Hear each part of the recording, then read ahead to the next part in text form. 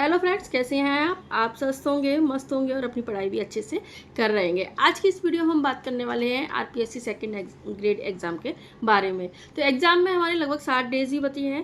तो कौन सी ऐसी स्ट्रेटेजी हमें रणनीति अपनानी चाहिए कि हमारा 2 से 3 बार कोर्स का रिवीजन भी हो जाए और अच्छे से हम अपनी एग्ज़ाम को भी क्लियर कर पाएँ। तो फ्रेंड्स, अभी जैसे ही फर्स्ट ग्रेड की एग्ज़ाम हुई है, तो इसके लिए चाहे शायद आपने कुछ बदलाव कर भी लिए होंगे, तो हमें कुछ ऐसे बदलाव भी करने की ज़रूरत है, क्योंकि पुराने जो पैटर्न है उसके अकॉर्डिंग हम नहीं चल सकते हैं। हमें आरपीएससी जो फर्स्ट ग्रेड की एग्ज़ाम लगी है उसके अकॉर्डिंग हमें अपने आप को भी चेंज करना होगा। तो इसके लिए मैंने आपके जो फर्स्ट ग्रेड की एग्ज़ाम दी है, तो मेरा भी कुछ इसमें अनुभव रहा था, तो उसके ही हिसाब से मैं आपको बता रही हूँ कि आपको कुछ क्या किस तरह से पढ़ाई करनी चाहिए, कौन से टॉपिक को कैसे पढ़ें ताकि आपकी अच्छे से अच्छे मार्क्स आ सकें और आपकी सेकंड ग्रेड की एग्ज़ाम क्लियर हो सके। तो इसके लिए हम बात करने वाले हैं कुछ इंपॉर्टेंट पॉइंट्स पर। सबसे इम्पॉर्टेंट बात है कि हमारे सबसे अधिक जो कमी क्या रहती है कि हम दोनों पेपर को एक साथ लेकर नहीं चलते हैं। सब्जेक्ट को हम बहुत अच्छा कर लेते हैं, जीके के पेपर को हम थोड़ा सा कम टाइम देते हैं, इसके कारण हमारा जीके का पेपर अच्छे से तैयार नहीं हो पाता है। तो फर्स्ट पॉइंट ये है कि दोनों पेपर को साथ लेकर चलें। हाँ, अगर आप 10 से 12 घंटे या 8 से 9 घंटे का जो भी टाइम निकाल रहे हैं, उसमें से 3-4 घंटे का टाइम आप फर्स्ट पेपर को दे दो और 6 से 7 घंटे का टाइम आप सेकंड पेपर को दे दो। तो इस तरह से आपका जो सेकंड पेपर है थोड़ा सा लेंथी भी होता है, तो वो भी तैयार हो जाएगा। और फर्स्ट पेपर में अगर आप 3-4 सब्जेक्ट को एक घंटे देकर भी चलेंगे, तो आप 3-4 सब्जेक्ट को जैसे 7 दिन का टारगेट बना के आप उसको क्लियर कर सकते हैं।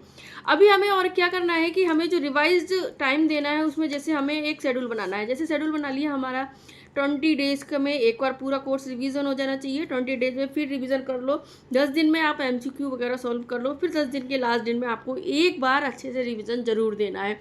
तभी जाके हम एग्ज़ाम में नेगेटिव मार्किंग है वो कम कर पाते हैं और अच्छे से अपना पेपर में क्वेश्चंस को सॉल्व कर पाते हैं। ठीक है, तो सबसे बड़ी जो पॉइंट है वो हमें जो याद रखना है वो यही है कि हमें दोनों पेपर को टाइम बराबर से देना है, दोनों पेपर को साथ लेके चलना है। ये नहीं है कि सब्जेक्ट को हमने बहुत लंबा टाइम दे दिया, जीके को हम टाइम ही नहीं दे रहे। ऐसा पहले चल जाता था, लेकिन अभी की जो पैटर्न है उसके अकॉर्डिंग ऐसा नहीं चलेगा, क्योंकि जीके भी हमें अगर क्लियर करनी है तो डीपली पढ़नी ही पड़ेगी।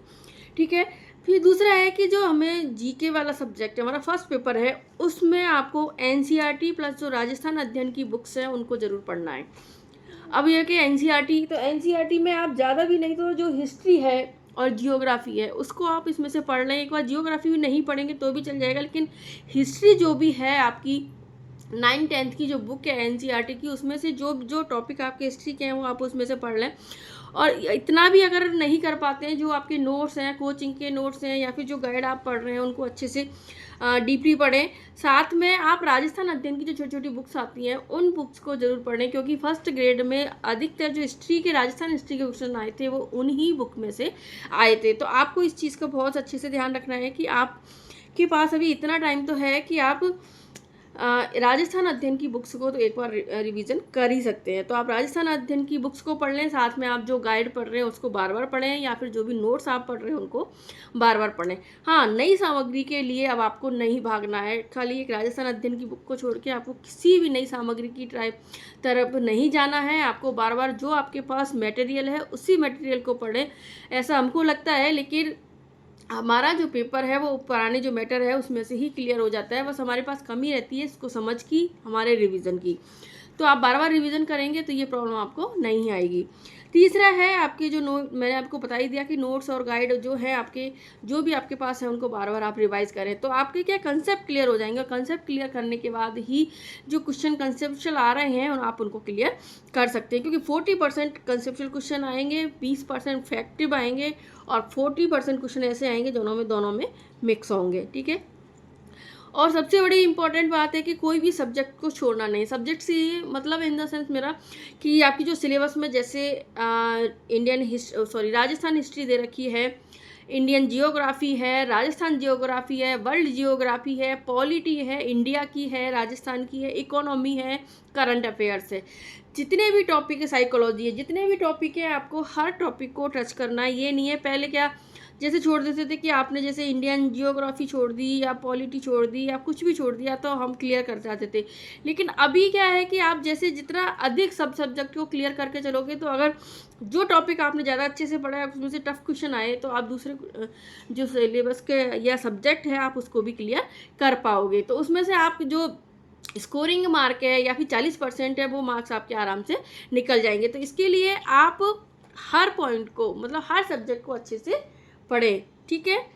और इसी के अलावा मैं एक आपको छोटी सी बात बताना चाहूँगी कि हमारे भी जो अभी फर्स्ट ग्रेड में जो हुआ था कि हिस्ट्री में हर पॉइंट को तैयार करें। मतलब हर पॉइंट को तैयार करने का मतलब ये क्या है कि हम लोग ये समझते हैं कि कोई मोस्ट टॉपिक है, मोस्ट बिंदु है, उनको पढ़ लो। अब वो चीज़ नहीं है। हिस्ट्री में, राजस्थान हिस्ट्री में आपको एक स्टोरी की तरह किसी भी बारे में पढ़ना है तो डिटेल में पढ़ना पड़ेगा। जैसे अभी गुरु गोविंद सिंह का आया था क्वेश्चन, तो उस क्वेश्चन में आपने उसकी जो अब तक हम पढ़ते थे उसमें से कुछ नहीं आया, उसके बारे में उनकी जीवनी जो थी उसके बारे में डिटेल में दे दिया था। अगर आपके कंसेप्ट क्लियर थे तो वो क्वेश्चन सही हो सकता है। जैसे ये 26 जून वाले पेपर में आया था, बीकानेर के राय सिंह को कौन सी जागीरदारी दी थी अकबर ने, तो आप जाके राय सिंह के बारे में डिटेल में पढ़ोगे तो ही आपको समझ में आएगा, और बार बार रिवाइज करोगे तो ही आप उन क्वेश्चन को कर पाओगे, ठीक है।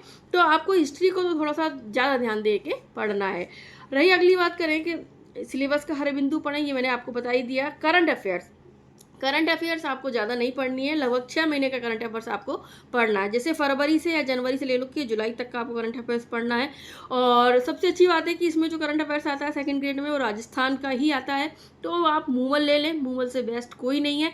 मूवल आप 2-2 महीने वाली मूवल इसमें पढ़ेंगे तो आपको अच्छे से क्लियर हो जाएगी, या फिर वार्षिकांक भी कोई आप ले लें और साथ में कोई एक यूट्यूब चैनल है उसको फॉलोअप कर लें। ज़्यादा चैनल पकड़ने की जरूरत नहीं है, क्योंकि करंट अफेयर्स में ऐसे नॉर्मल क्वेश्चन होंगे वो आराम से आप 1-2 बार मूवल और जो भी यूट्यूब चैनल से आप देखोगे आप क्लियर कर पाओगे।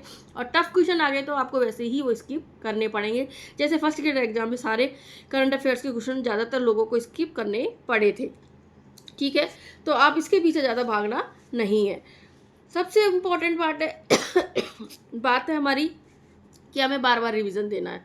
हमारे साथ कमी यही की रह जाती है कि हम बार बार रिवीजन नहीं दे पाते हैं, इसके लिए हम वहाँ पे जाके कंफ्यूज हो जाएंगे। हम जितना अधिक रिवीजन करते हैं वैसे ही हमारे जो कंसेप्ट है क्लियर होते चले जाएंगे, और वैसे उतना ही अधिक हमें अपने जब वो MCQ मल्टीपल चॉइस क्वेश्चंस आते हैं वहाँ पे, तो आप उनको एलिमिनेशन पावर है आपकी डेवलप होती चली जाएगी। तो इसके लिए सबसे ज़्यादा जोर दिया जाता है कि आप बार बार रिवीजन करें। दूसरा अगला पॉइंट है कि आप PYQ MCQ प्रैक्टिस जरूर करें, क्योंकि MCQ की प्रैक्टिस आप करते हो, कोई भी अच्छी बुक ला के अगर जैसे MCQ की प्रैक्टिस आप करते हो, प्रैक्टिस हमेशा ओल्ड पेपर की ही करें, तो आपको क्या एलिमिनेशन पावर आपकी डेवलप होती है कि हाँ ये क्वेश्चन का आंसर ये हो सकता है, ये नहीं हो सकता, ये नहीं हो सकता, ये नहीं हो सकता, फिर लास्ट में बच जाएगा वो क्वेश्चन का आंसर हो सकता है। सेकंड ग्रेड के पुराने PYQ लाके उनको सॉल्व जरूर करें, क्योंकि काफ़ी क्वेश्चन ऐसे भी होते हैं जो रिपीट होते हैं, या फिर कई बार ऐसा होता है कि जो ऑप्शन में दिया होता है उस ऑप्शन को क्वेश्चन बना दिया जाता है और क्वेश्चन को ऑप्शन बना के दे दिया जाता है। तो ऐसे भी कई 2-4 क्वेश्चन भी अगर हमारे सही हो जाते हैं तो ये भी हमारे लिए एक बेनिफिट वाली बात होती है। इसके लिए PYQ को बार बार रिवाइज करें। जैसे आप आधा घंटा लास्ट कभी यार पढ़ने का मन नहीं कर रहा है, रात की टाइम है तो आप पढ़ नहीं पाते हो, तो आप PYQ एक पेपर लीजिए डेली और उसकी प्रैक्टिस करिए, उसको सॉल्व कर दिए, तो आपकी एक प्रैक्टिस भी अच्छी हो जाएगी, एलिमिनेशन पावर भी डेवलप हो जाएगी, साथ में आपका क्वेश्चन भी सॉल्व हो जाएंगे, ठीक है। इसके अलावा कोई भी एक टेस्ट सीरीज आप ले लो, सारी टेस्ट सीरीज आपको ज्वाइन करने की जरूरत नहीं। अगर आपको अच्छी लगती है, ऐसा लगता है कि हाँ इस टेस्ट सीरीज से मैं सिर्फ अपने एलिमिनेशन पावर को या फिर अपने क्वेश्चंस को सही करने की या नेगेटिव मार्किंग वाली पावर को सुधार सकता हूँ, तो ही आप लें। और आपको लगता है कि ये मेरे को डिस्टर्ब कर रही है तो आप कोई टेस्ट सीरीज ज्वाइन नहीं करें, ठीक है। अपना कॉन्फिडेंस लेवल है वो मजबूत रखें। अभी क्या है कि अभी जो फर्स्ट ग्रेड की एग्ज़ाम हुई है उसके बाद लोगों के अंदर, स्टूडेंट्स के अंदर अधिकतर ये क्या है कि उनकी जो कॉन्फिडेंस लेवल है वो डाउन हो चुका है। कई स्टूडेंट का तो ऐसा हुआ कि उस पेपर को देख के ही कॉन्फिडेंस लेवल डाउन हो गया, ताकि पेपर आते हुए भी गलत हो गया। कई लोगों ने जब अपना कॉन्फिडेंस बना के रखा तो वो काफ़ी अच्छा करवाए। ऐसा कोई पेपर नहीं था, 3-4 पेपर जो आए थे उनमें से फर्स्ट ग्रेड में भी कि आप 40% से आप क्वेश्चन उसमें नहीं कर पाओ। तो अपना कॉन्फिडेंस इतना अच्छा रखें, हमेशा ये बोलें कि हाँ मैं ये कर सकती हूँ, मेरे को इस एग्ज़ाम को क्लियर करना है, मुझे सब कुछ आता है। अगर आप ऐसा बार बार में बोलते रहेंगे तो आपका कॉन्फिडेंस लेवल बहुत अपर लेवल का रहेगा। और इस तरह से आप जब कॉन्फिडेंस आपका अच्छा रहेगा तो आपकी पढ़ाई पर भी मजबूत पकड़ रहेगी और आप अच्छे से पेपर को भी सॉल्व कर पाएंगे। आगे कोई भी एग्ज़ाम को लेके आपको डरना नहीं है, धैर्य के साथ पढ़ाई करनी है और धैर्य के साथ आपको एग्ज़ाम दे के आनी है। बस ये सोचना है कि मैंने अपना बेस्ट दिया है और मैं अपनी 100% तैयारी कर रही हूँ और आगे इसी तरह से मैं अपनी पढ़ाई करती रहूँगी। तो फ्रेंड्स, अगर आपको मेरी वीडियो अच्छी लगी हो, सेकंड ग्रेड की स्ट्रेटजी आपको किस तरह से फॉलोअप करनी है, कौन सी बुक्स को ध्यान में रख के पढ़ना है, तो प्लीज़ मेरे चैनल को लाइक कर दें, सब्सक्राइब कर लें और अगर आपके कोई कमेंट्स हो तो आप मुझे आपकी कोई भी क्वेश्चंस हो तो आप कमेंट्स में डाल सकते हैं। आगे हम नई वीडियो लेके आएंगे जिसमें हम बायोलॉजी जो सब्जेक्ट है हमारा उसके बारे में हम डिस्कस करेंगे कि बायोलॉजी से या साइंस से जो तैयारी करने वाले स्टूडेंट हैं सेकंड ग्रेड की, उनको किस तरह से और कौन सी बुक्स के साथ आगे पढ़ाई करनी चाहिए, जो कि हमारा फर्स्ट ग्रेड में पेपर आया था उसके अकॉर्डिंग। तो मिलते हैं अगली वीडियो में। Thank you.